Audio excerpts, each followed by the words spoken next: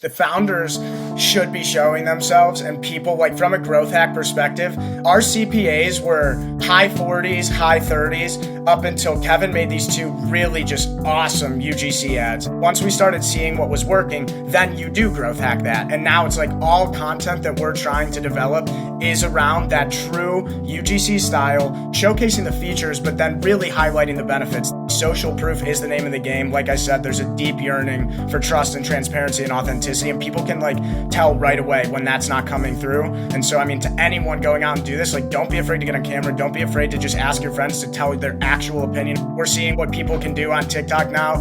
Once you find that thing that works, dedicate all your time to replicating that. That's what's getting us the sales. That's what's growing us.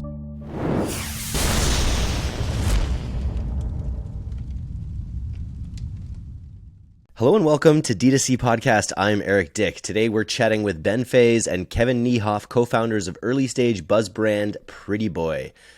Listen to this one for a deep dive on branding and product, including how a clever play on a locker room chirp turned into branding gold, and why Pretty Boy's philosophy is balling on a budget, as well as the best ways that self-funded brands can cut costs while still looking their best. Hope you enjoy it. On with the show. In 2023, say goodbye to operational constraints and skewed demand predictions. Printful Enterprise is here to take all of that off your plate with white label on-demand production. Reach your global customer base with more cost efficiency than ever and offer them a wide range of premium quality products from apparel to home decor. Printful will fulfill, pack, and ship orders all under your brand. Team up with a player who will always be dedicated to your growth. Team up with Printful Enterprise. We did at DTC and we've never looked back. Learn more at printful.com/enterprise. That's printful.com/enterprise. Join the team. Yo, Pretty Boys, welcome to the DTC Podcast. How you doing? Feeling good, man. Good, man. How you doing? Thanks for having us. Stoked to finally be on. Yeah, dude, this is great. I'm glad we could connect. Who can tell me the story of why you created Pretty Boy? Yeah, I think we'll probably both touch on it a little bit, but just quick backstory. Ben and I, best friends from college, went to Ohio State. Both kids, right when we first met, were those two kids always talking about wanting to start a business together, and just, sitting in our dorm room trying to figure out what can we do. Fast forward, now we graduated in 2016, so fast forward to now. We've been working on Pretty Boy for like 3 years. COVID hit. I ended up taking a class on Founder called Start to Scale on how to kind of grow your business, e-com. COVID hit, we were all home. And kind of looking back, but Ben and I both dealt with our own skin issues. We've actually both been going to a dermatologist for over 10 years. Ben dealt with acne growing up. I was diagnosed a little later in life, playing football at Ohio State. My freshman year, I was diagnosed with seborrheic dermatitis. You get these red breakouts all over your face, something that really affected my confidence. Consider both of us confident individuals, but didn't have a skincare routine growing up, and when you start getting red breakouts on your face freshman year in college, you don't really know what to do. It really does affect your confidence. I was the kid that was hiding makeup below my sink, and we're taking this course, and we're like, maybe there's something we could really do here. Both been, like I said, going to derm for 10 years, and the big box brands that we could only use that our dermatologists would recommend didn't really align with us from a branding perspective, but also men and women really want, the same thing out of skincare to look good, but we're different consumers. We want different things out of our skincare products, and we didn't feel that there was a brand out there that really met those. But at the end of the day, we wanted to build something that's more than just a skincare company, which I'll let Ben touch on. Yes, we sell skincare products, but the plan building this was always to be something more than that. Nice. Well, we'll get into that. But I want to hear first, this was a point that Ben brought up in the pre-interview about how essential it is when people are maybe on the sidelines wanting to get into the D2C game, how the first most critical step is quite often finding a partner who really complements your skills. Ben, can you talk a little bit about how you guys complement each other? Yeah. We always say we're kind of like the perfect complements, like you said. You want to find someone that has very complementary skill sets, but different skill sets, so they work well together right out of the gate. But then you also want to have very similar personalities. So Kevin and I, one of the core ethoses of Pretty Boy is not to take yourself too seriously. So we love to have fun. We love the same activities. We have very similar interests over time, but we're very much aligned on having different actual skill sets when it comes to the business. Kevin, I knew, like, and we always joke about this, if we were to start this solo, there's not a chance in hell I could ever make something look as cool as Pretty Boy has, and I know that, right out of the gate. He's very visually creative, has a phenomenal aesthetic, and, just watching the way that he can take, like, this idea that we came up with together and show it in a way that is going to resonate across the masses, which has been really, really cool to see be validated. And on the inverse, I think Kevin knew that there were certain areas where, those were things that haven't always been the things that he's best at, but we're always trying to improve on both of them. And so he found someone, thankfully it was his best friend, who was kind of good at those things. And it allowed us to kind of just fuse together. And throughout that whole process, communication is so key. You got to bring up the things that are bothering you. You've got to compliment each other's successes. You've got to construct each other's, areas of opportunity. And more than anything, you've got to trust. Like, you pick that person for a reason. So defer to them on the reasons you pick them. If it's about how we're going to make something look cool, I'll give all the ideas in the world. But at the end of the day, I'm like, no, man, I mean, you're infinitely cooler than I am. So why don't you got to make this decision and make things look as cool as it can be. And I think that's why we've worked so well to this stage. Well, Kevin's getting all the accolades. So Kevin, you tell me how Ben completes you in the founder relationship. Yeah, I mean, I think he hit the nail on the head. Not one of us could do this alone. I'm very fortunate. Like, since day one, when we've decided, like, hey, if we're going to start a business, like, I want to do this with you because of how well we complement each other. Ben talks about, like, the whole branding. I always kind of put it as, like, the metaphor is like a car. Like, you look at a car, it's very cool, maybe a sports car. You can see yourself driving. It's what attracts you to that car. But at the end of the day, if that car, has horrible performance and can't drive, then you're never going to buy it. Ben's really the guy behind the wheel driving this car, sorry. He's so strategic, and, I like, for a great example too, as far as this like brand goes, I'm somebody that, when I have a vision, I'm go, thinking way too far in advance. One of the best things that, we could have done, which I would say to your listeners, I tend to sometimes put the cart before the horse. We were so strategic in the beginning for what our customers want out of skincare. And this is a, credit to Ben. A lot of people like to build a brand first. We were very intentional for what guys want out of skincare. What exactly, from a brand perspective, from a copy perspective, from how this website's set up, and then built the brand around that. We always say, like, sometimes it feels like we're data rich, but knowledge poor. But when I was looking back, when I heard that quote for the first time, Ben was such a key factor in the beginning of being super strategic for how we built this company and then build a brand around that. And I think that's why I've really found some success early on. Very cool. I'd love to talk product for a minute. Ben, you mentioned some of the methods you used to get that validation that this was what men wanted. Can you talk a little bit about product development for those, again, in the audience looking to get into it? Yeah, I mean, one of the things, and I know we talked about this on that pre-call, is, for anyone looking to get into things is always just take that first day and just try to get one step further along in the process the next day. When it comes to product development, I mean, Kevin touched on it, and it's funny. I mean, literally either of us could answer for each other for half of the questions we get asked. That's how much time we spend together, and you always hear that about co-founders. What we did, rely on the tools that exist out there that are free or paid, something like a SurveyMonkey. And so what we did is, like, I always say, go and ask your co-founder, go and ask your best friend, hey, this is a problem I have. Have you ever experienced this? And if they say yes, then you kind of go to the next one. You go, okay, let's go to a circle of bigger people. Have you experienced this problem? They're kind of echoing the same things. Once we did that and we knew that there were guys who, again, found that the products in skincare for guys were complex, had the wrong textures, we knew, okay, I think we can scale this idea and better understand it. And then we launched a 200-person SurveyMonkey, kind of really catered around key characteristics you'd look for in a product, what you'd expect out of the results, how many steps you would want in a basic routine if someone was telling you that's all you need, really understanding how our target consumer, and this went out to people in the network and out of the network, how they would evaluate something like that. And those data points, that first 200-person survey, really led us to isolate out like the top 3 things that guys care about in this space, and that's results, texture, and simplicity. And so from there, it was very easy, or I shouldn't say easy, because, all this is really difficult work, but it becomes a lot easier when you put in that groundwork. It was very, the process was streamlined for us to work with our manufacturer and say, these are the absolute most important things. How do we meet this so we can tell the story that, again, like Kevin said, we wanted to tell? And we always knew the story we wanted to tell, but you have to have perfect harmony between, people talk about the product market fit all the time. Perfect harmony between product, what the target consumer wants, and then how that brand shows both of those things. And that's where it was really fun. And actually asking it. What does Pretty Boy smell like? What do men want Pretty Boy to smell like is my question. Yeah, that's one of the things we were really playing with on like what, sense, what should we have in that? But at the end of the day, we needed a product that I could use. Like I said, I developed seborrheic dermatitis. One of the things we did find is,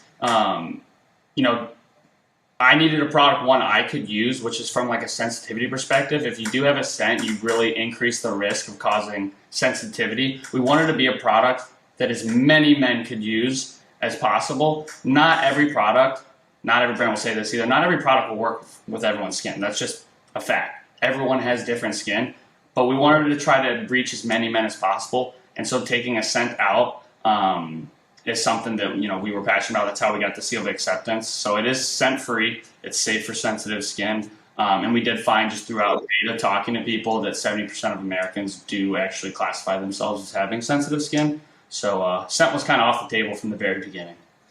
I like it. Yeah, my current skin regime does not have any smell. It was a trick question. So I'm glad you weren't like roses. Like no man wants that. Very cool. So we talked product development. I'm really interested in the brand. To me, it's a really strong brand.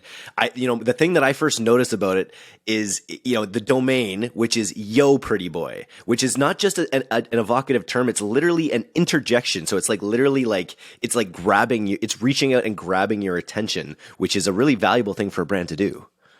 Yeah, I think that when you look at how we came up again with the name, which is Pretty Boy, which was intentionally provocative, like you said. Kevin and I always say, we're from Ohio. 10 years ago, when you got called a pretty boy, like it was an insult. It meant you cared a little bit too much about how you were portraying yourselves.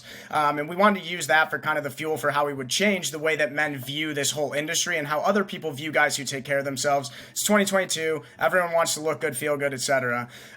When we looked at that name, and then again, with the provocativeness of the name, it's very easy to look past that, as I think you said something kind of like it's a cheeky brand name. Well, once you do that, you kind of do set yourselves up for criticism or doubt about the credibility of the brand. And so I think that for us, Kevin always talks about this, we needed to find that perfect fusion between clinical and lifestyle. So we did all the back end work on the side of getting the product to be accepted by the National Eczema Association, multiple blind surveys conducted through a third party against industry competitors.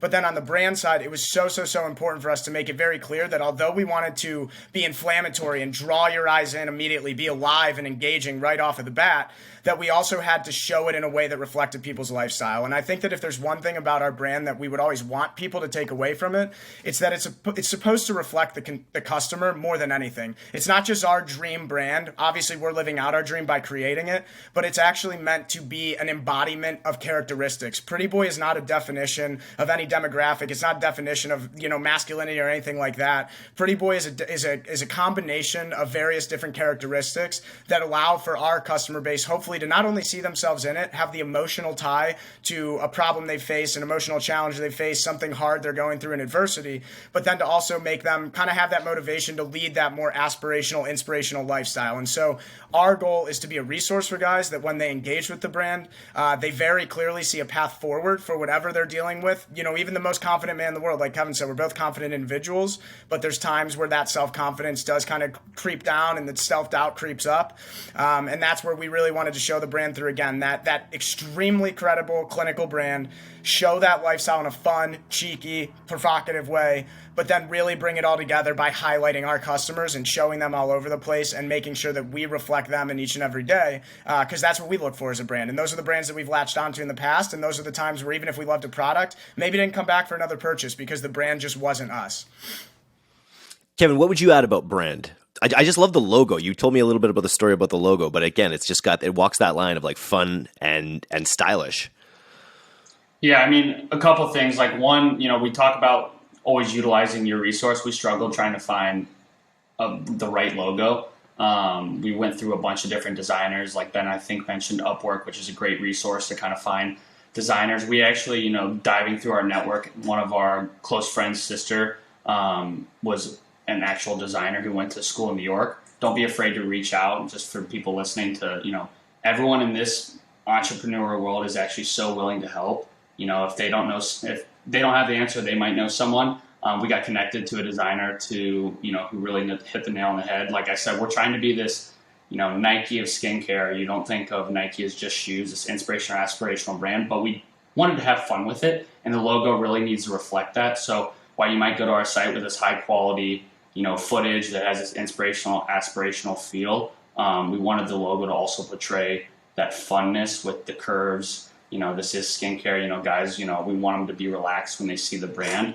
And then also just to touch on like the branding in general for your listeners, like it's not new. You see a lot of people say this, but really lean on those brands that you think maybe outside the industry would align with your customer base. My dad always used to say growing up, some guy made $1 billion because he decided to put wheels on a cooler because he didn't want to carry that thing. Find something that really worked and then just expand on it and fit it towards your brand. We do that all the time with Nike, Cuts Clothing, Roback's a golf brand that's really been blowing up. We do like to utilize these industries and these brands that are growing quickly outside of skincare and try to leverage that and kind of put our own spin on it. Super smart hack. I wanted to dive in, Ben, a little bit just on the actual validation of the product you mentioned and the rigor that you went through. What can you describe the blinded tests that you went through a little bit with dermatologists? Yeah, so one of our key things, and Kevin actually is the one who kind of initiated this talk track on this, which I found to be a very interesting point, is when you look at, there's other brands in the space that have made their entire product market fit about a certain ingredient. So like CeraVe with ceramide and hyaluronic acid with Neutrogena. So when we looked at that simplicity, when we looked at the texture and we looked at the results that people were craving, specifically when it came to our product, our goal was to say, okay, ingredients are only effective if they're used at certain concentrations, but even without knowing the concentrations we're using them at, which are all validated to show results and have been well studied on various different, PubMeds, et cetera, can we stack up not only with verticals in our space, so other male-specific focused skincare brands, but some of those most dermatologist recommended preferred brands, and going back to, Kevin's challenge with eczema. So we basically enlisted a third party. They specialize in clinical surveying, and the survey format was extremely simple. We basically asked the question of which of the following formulas do you find yourself most likely to recommend to a patient trying to target dry skin, signs of aging with like parentheses, fine lines, wrinkles, crow's feet, etc., irritation and redness and hyperpigmentation, because those are the top things that came back from that first survey data that guys care about. And it was really interesting to see that just by the quality of our ingredients, again, concentrations weren't even shown on that document. We blew the men's brands out of the water by like roughly a 2.5x margin. And even some of those biggest brands in the space, the Cetaphils and CeraVes, we beat in the like 1.5 to 1.8x margin. So what that did for us was, again, we are so passionate about transparency and authenticity. I think that's something you're seeing countrywide and nationwide right now, is just the desire for truth, transparency, and authenticity. We then felt so confident. We always say we always knew we had a banging product, but we had to make sure that the people who are directly responsible for treating patients in this space would agree with us. And for us to see that come back against some of these brand names was just massively affirming, and create an entire story around it, which again led to that perfect fusion of clinical preference, but a lifestyle approach. And, these dermatologists treat guys very differently than they treat girls due to compliance. So we've leaned heavily on some of that validation along with the National Eczema Association as well. Very cool. What does something like that ballpark cost to run clinical things like that? Can you do that on the dime as well, or how does that work? Yeah, and I would love to, even that does lead into just like that whole concept of balling on a budget that Kevin always says, which is so funny because it's true. We bootstrapped the hell out of this thing ourselves. We saved up for 5 years. We haven't taken a dime of outside investment. We're super proud of it. It's truly our baby, and every single sale we've made has come directly from our money, our messaging, and that's really affirming. And again, we'd love to be a viral brand, but that's just the way that it is. And as that comes, we can take confidence in that. The short answer to that question after the long answer is yes, you can do that stuff for cheap. Those surveys for us came in around $1,500 per survey of 50 respondents. We did run the survey a couple different times. I think that early on when you're trying to get early validation, especially because social proofing and credibility is so immensely important, those are things that you can do that are relatively affordable, that have the credibility behind them, allow you to have that story, and yeah, can definitely be done balling on a budget. And it's a two-way street as opposed to just going to get a product and then paying for people to give you their feedback on it. That's a very different thing than what you guys did, which is this, you iterated, on the product and used that data to really inform what you were going to create, which I think is an important distinction for sure.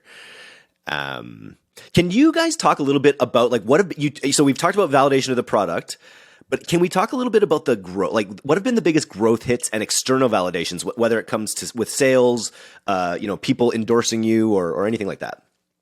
Yeah, I mean, I think the biggest thing for us, and it kind of happened, we kind of had a big week. It was last week, man. Black Friday is really hitting hard right now.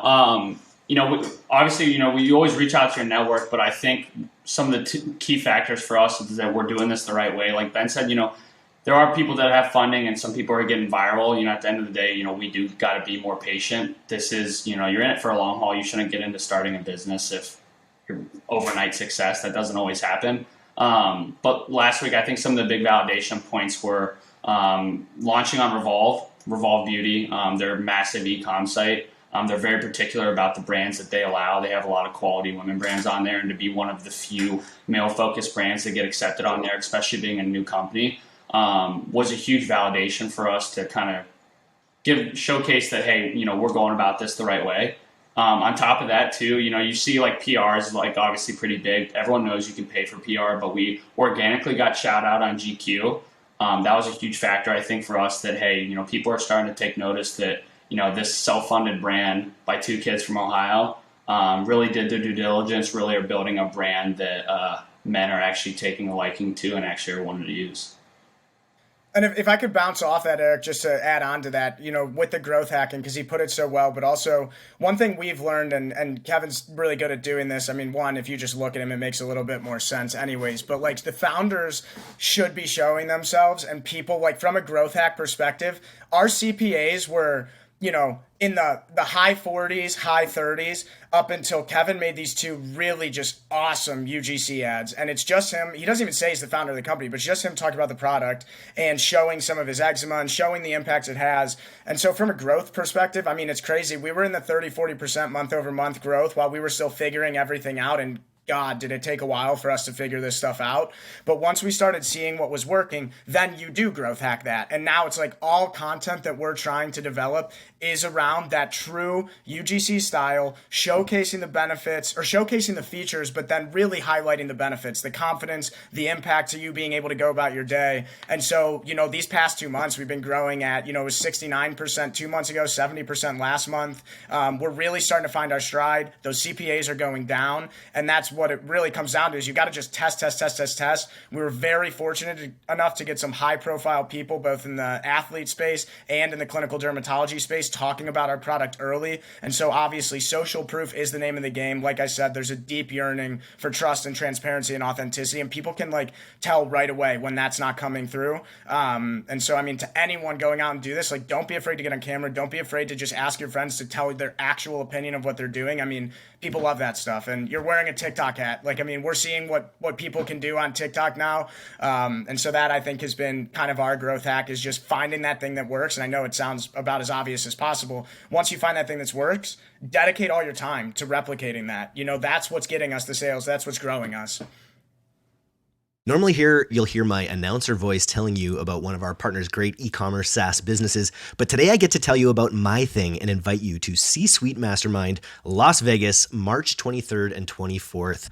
2023. In September, we ran our first in-person mastermind in Victoria, British Columbia. It was a smash success and a clear sign to keep bringing together the top minds of our industry for concentrated learning and relationship building events. So now we can all meet up in Las Vegas, March 23rd and 24th, just ahead of Shop Talk. Check out directtoconsumer.co/events to see the lineup of amazing mentors we're bringing to the table, including the Midday Squares trio, the founders and operators behind Obvi Collagen, Mini Katana, Kuru Footwear, and more. So whether you're building in CPG, health, apparel, or even bladed weaponry, we're going to have the content and connections at C-Suite that make a serious impact to your results in 2023. So that's directtoconsumer.co/events, and Viva Las Vegas, and let's go. I just did a podcast interview yesterday with a guy with an 8-figure sword brand who hasn't spent a dime on ads, and it's all through content. It's all just through him showing off his swords on his different channels. And Kevin, how do you feel about being the face of the brand so far in the ads? Well, Ben's very much in there too. I mean, it just so happened that I happened to get red and serious breakouts all over my face, and then we're so fortunate to be able to build a product that can actually help with that.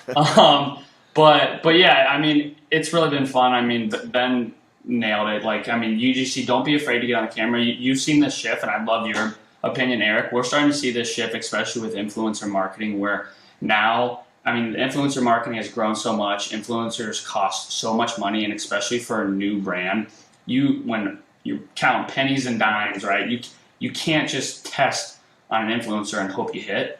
Now it's kind of becoming a focus where people are loving to dive in and really understand and be a part of the brand growth, be a part of the founder story. So to Ben's point about don't being afraid to get on camera, don't be afraid to get on to tell your story, because people are rooting for these small businesses. People want to be part of the growth.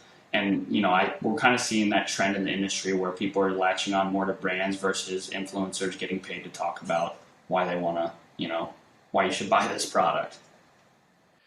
What does the growth roadmap look like in terms of, like, are you going to be trying to do it more on the organic side? Are you going to be investing heavily into advertising? I guess you are. Your CPAs are going down. You're running all this stuff. I love the idea of the Nike of skincare, and I'm aboard.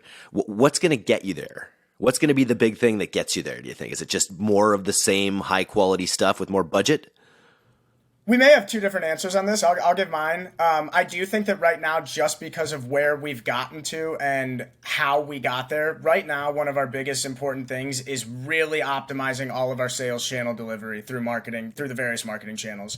At the same time, as that gets optimized further and further, and we're getting to way healthier CPAs that do allow for us to see the forward trajectory of what those will do to the business, that also does open up time for us to work on more of the organic growth. And I think that there, as we all know, there is such an immense desire for that and market for that.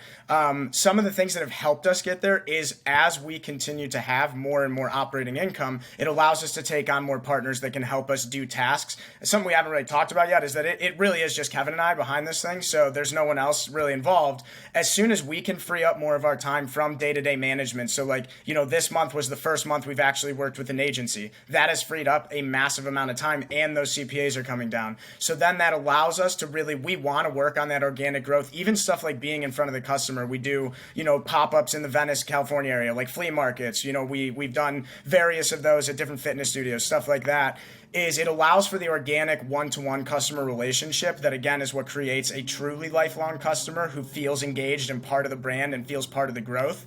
But in order to do that, you have to get all of those automated sales channels working as best that they can, so that then you're not sacrificing the growth that comes along with that to then prioritize something that early on, isn't making us money. Organic isn't necessarily making us money yet, but you can see the pathway to it based on the engagement we're getting. So that's my answer, but I know, again, we think very differently, so there's a chance that Kevin has something different to say about that, but that's kind of, where I think we can get to that place. No, I mean, I would honestly agree with that. I mean, as you learn so much starting a business, and my mentality has definitely shifted. Organic is, especially with TikTok and the growth, you see it all the time, like get on TikTok, get on TikTok, get on TikTok. It is becoming a little tougher. I would say early on, like what we did is we did start finding some success because we could test at small dollars with Facebook. If you can really figure out Facebook, the automation platform, especially if it's just two people running it, it really does become a huge factor, because once you got the AI going, then you are just, you're pumping. And we were fortunate to be able to figure that out early on. But TikTok, if you are low budget, I would say you don't want to spend money on Facebook. That is an area where you can start focusing your time to figure that out. We just took the path of, because this is the age of, it's never been easier to receive information, learn how to make content. We took a Udemy course on how to run Facebook ads. We kind of went that path just based on mentorship advice from people like at Cuts, people at Roback. We went that route, but I'd say, figure out how to automate your process. Focus on one. Don't try to focus on both. You're starting a company, start nailing one and then worry about the other. We started with Facebook. And then now we're starting to shift towards more organic. I love the story of you guys just like growth hacking through buying courses, like literally learning how to do the shit you need to do by going out there, finding credible courses. It's a really neat opportunity for people in this space looking for success, whether it's free resources like this podcast and newsletter, or very specific, education courses. That ability to just like kind of in the ethos of your brand, like make yourself better all the time as like the default in a way. You guys are embodying it. It's awesome.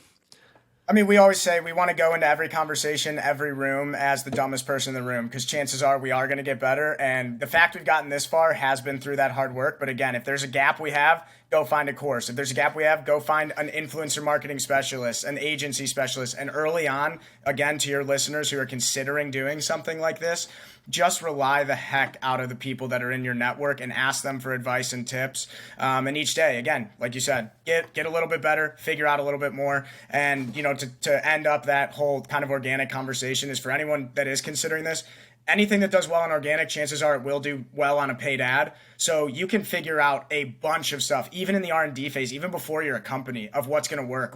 That's one thing looking back now, we had so much empty time in the product R&D phase where it's like, well, we just don't have anything to do until this gets done. And it's like, man, if we had really been just nailing certain concepts around TikTok and understanding that game then, I think hindsight's always 2020. But if I was starting this company today without any of the things we've done, I think leverage the heck out of those platforms to see what engages with people, because you could find a golden nugget similar to what Drew at Victory found just randomly, and all of a sudden then it's like, wow, this can skyrocket our marketing strategy.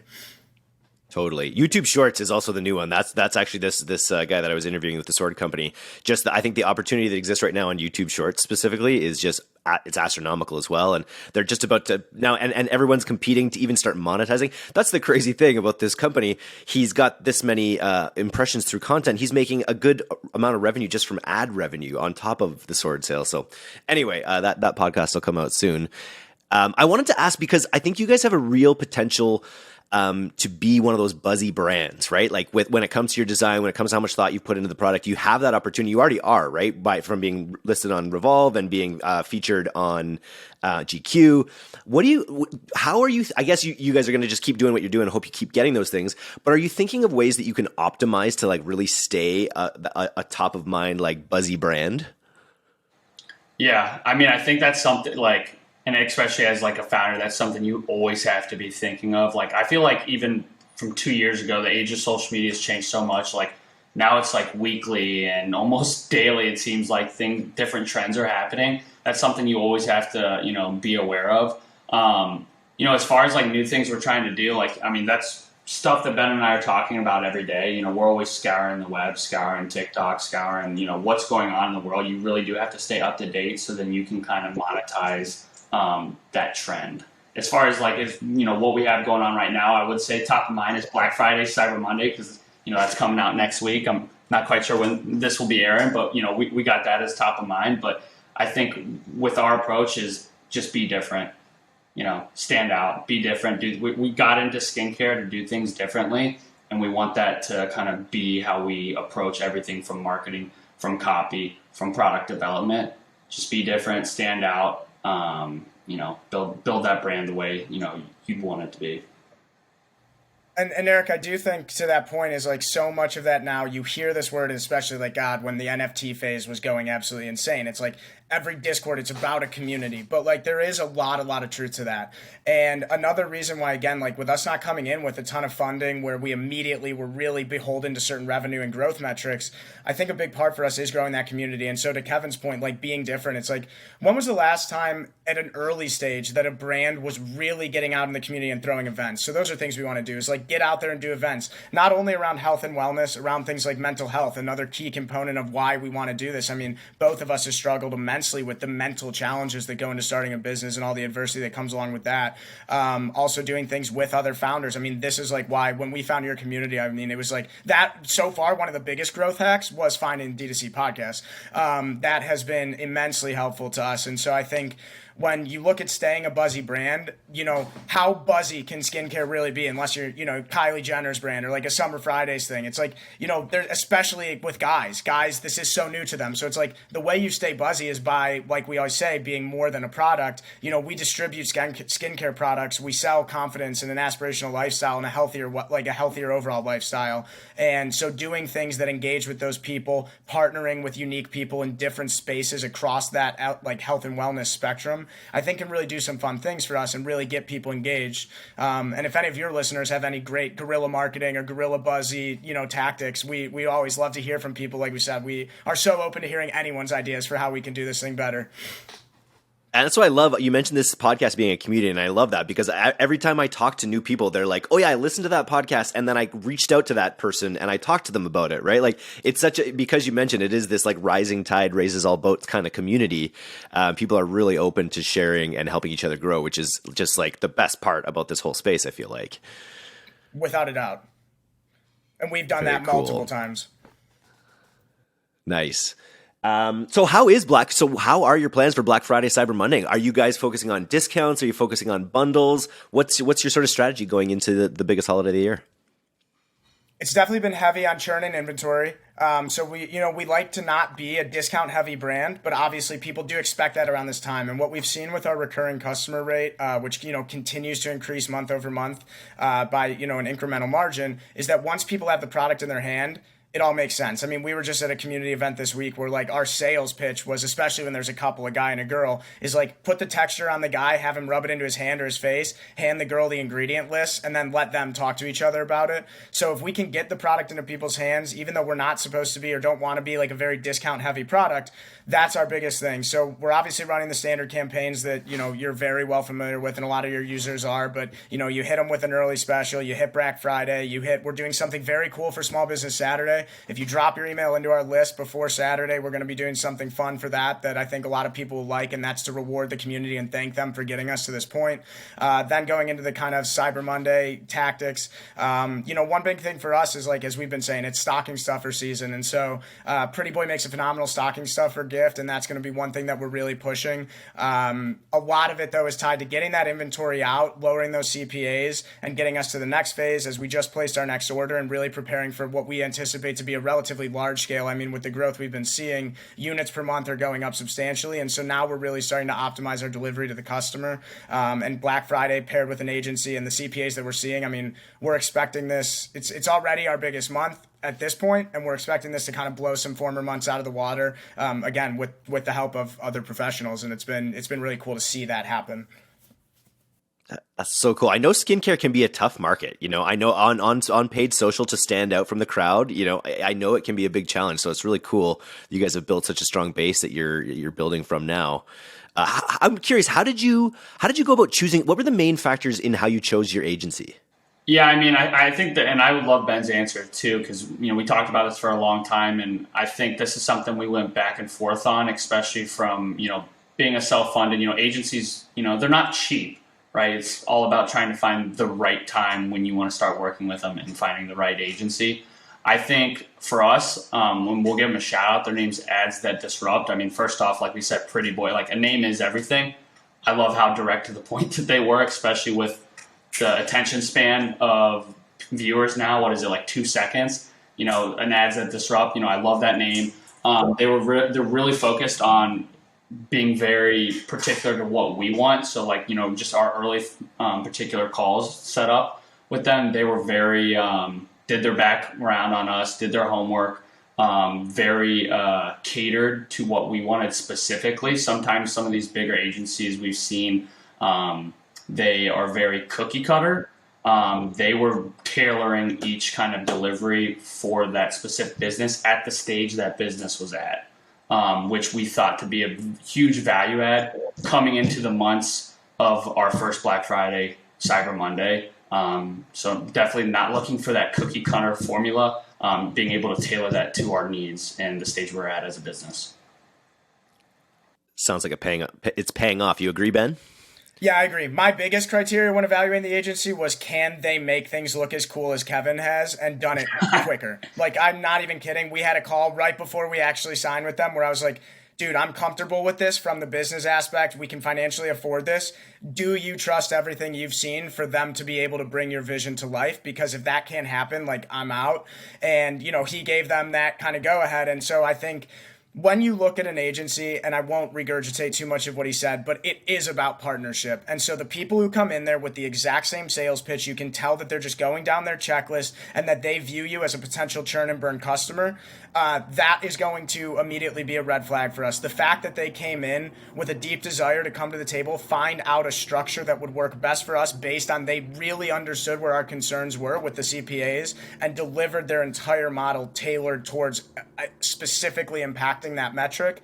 That brings a lot to the table. And also, we always say putting some skin in the game is huge. And so, they were willing to kind of come to us and just say, like, this is how confident we are in this, and this is how we can move forward in this agreement in a way, because we want to earn your business. And that's something, is aside from any of the egomaniacs out there who just want to feel like they're wanted, is like, you do want to see someone. We have to sell every single customer who's bought from us, and we write them a thank you note and a handwritten note, and we are so appreciative for that. In the same way that, like, an agency wants to get a new client, like, we don't need you to, like, fluff our feathers, but we do need you to show that you really do want to work with us and that you have a strategic vision for how you'll move us to our goals that takes in our feedback, but that also relies on your expertise. And so once Kevin gave the go ahead and he's like, I think they can make things look as cool as I can, I was like, hell yes, I'm sold, and let's do it. And it has so far been definitely a positive experience. Yeah.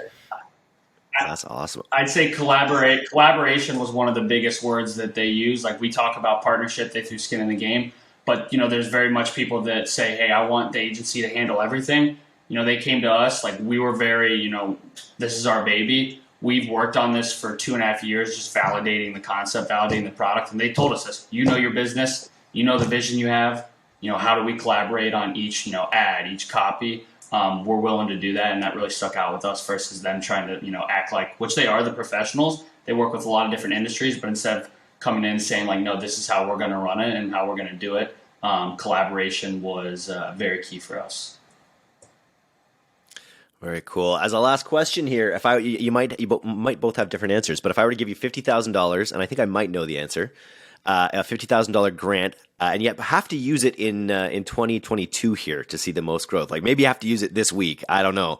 The question is, how would you use that $50,000 to set up your growth for 2023? We can both give one. Okay, I have heard you ask the question before, but is it always within that short of a time period? No. We could say you could use it within, but it has to be within the year. Okay, within the year. I would say I would spend half of it on scaling the channels that are working, because those CPAs have been going down at a relatively quick rate. We're constantly in communication with the agency of approving yes or no of scaling budget. I think that that's one thing that obviously, and I think that's probably where you assume that answer would go. The other thing that, would be really important for us is a combination of, like, a true clinical before and after study. It's very difficult getting that stuff organically, and people are all too quick to call out, difference in head angle. And so getting that set up in a way that can really show the authenticity, because we've seen such impressive results with this, and social proof is so massive right now, and then paired with that other $25K between the clinical before and after studies, setting up a influencer or creator cohort that is doing the same thing at the same time, talking about not only the results, the brand appeal, the lifestyle correlation, and then that emotional tie that it had to them, really focusing on people who have overcome adversity, really focusing on people who are considering taking a big leap. I think, as you nailed it, probably in assuming what our answer would be, is we're at the scale phase. So it's really easy to take that question a lot of different ways. And if we were going outside the calendar year, there's other things that come into that. But scaling those channels right now and launching some of the new channels, and then getting some really true clinical before and afters to be used as social proof within an influencer cohort. What do you say, Kevin? Yeah, it's funny. I mean, we touched on it at the beginning, we may think differently, but a lot of times we get to the same answer.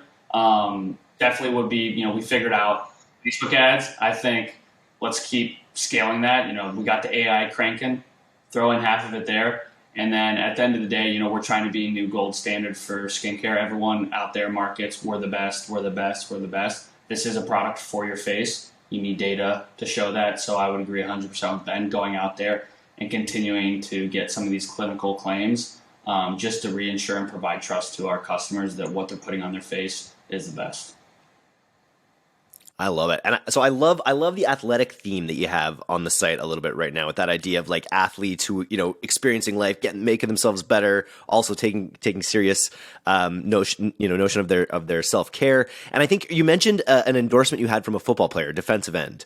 And to me, I think that's such an interesting opportunity. If you get, like, some really high-end photo shoot of, like, the beautiful aspects of some of these, like, elite athletes, like, in their element, and you could even have a humorous aspect to it potentially. Like, I could see a really cool thing with some endorsements from some of these high-end athletes that have bought in. Yeah, we're 100% on the same page. I mean, I think at the end of the day, it was, skincare is so confusing at times, and men and women do want different things, like we said. And we wanted to put this brand in a medium that men understand, which was health, wellness, and sport. Men know to eat healthy. They know to work out. Let's get them taking care of their face, the largest organ in their body, and start, partnering with some of those, more well-known athletic type of males. Really provides that relatability to the brand. At the end of the day, that's what we're trying to do. We're trying to be relatable, trying to be authentic. And again, you want to be able to see yourself in the brand, and want to help distribute that confidence to men to really take that leap to be the best version of themselves. Not even just athletically too, whether you're going for a job, ask a girl out, getting that confidence to just wake up every day and be your best. Kevin's also a Division I national championship football athlete at Ohio State. And so a lot of that problem also came from, if you go ask any of these big athletes, like you said, and those are people we want to continue to work with in the same format as rowbacks and cuts, etc. Oh my God. I mean, Kevin can talk about it for hours, but the products that come out of these locker rooms from the grade school, high school, collegiate level, all the way up to the NFL level are super tough. And so these guys are primed for needing something to take care of that moneymaker. They're doing media days. They're sitting up at the podium after a game. So we're out there trying to make sure all of them have the prettiest face in the game. But, it was, when you talk about that athletic branding, I mean, thank God we have an actual athlete. My football career ended in high school, and Kevin was able to really position that whole athletic branding approach and lifestyle approach so uniquely. And it's been fun to live that out and see some of the people that latch onto it. Kevin's the original pretty boy. We didn't mention it, but Kevin, I think he might be the original pretty boy we were mentioning. The OG. Yeah, so I mean, we did have the OG. I wouldn't say original, but we did have original PB, a pretty bad name before this, and then realized, hey, I used to get called a pretty boy in high school by my high school coach for wanting to wear the visor, wanting to wear the sleeve, look good, feel good, play good, right? It's 2022, like we're all pretty boys now. That's right. All right, great note to end it on. Thanks for coming on, guys. Let's catch back up once you launch Tomboy skincare for girls, and we'll catch back up then. Nice. Thanks, guys. Yep. Thank you, Eric. We appreciate it. Appreciate you.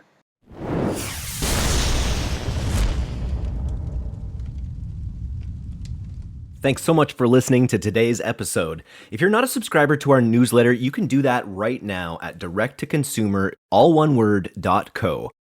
I'm Eric Dyck, and this has been the DTC Podcast. We'll see you next time.